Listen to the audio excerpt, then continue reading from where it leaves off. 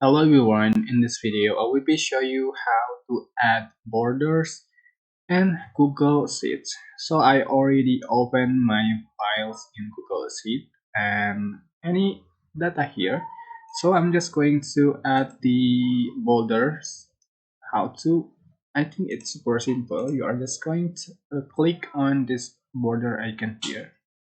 So just click it and select the border like here. So for example, select the outer borders, so you can see the border has been added, and you can adjust for the border option, border color.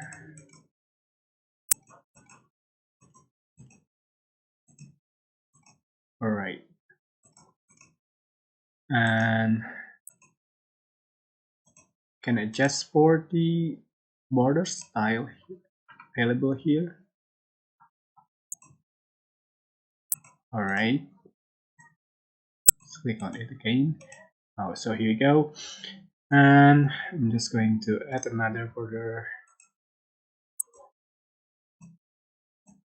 All right. It's super simple, but I hope this tutorial was helpful for you. Don't forget to like, comment, share, and also subscribe. If you have any question, please leave it in the comment section below. Thank you so much for watching.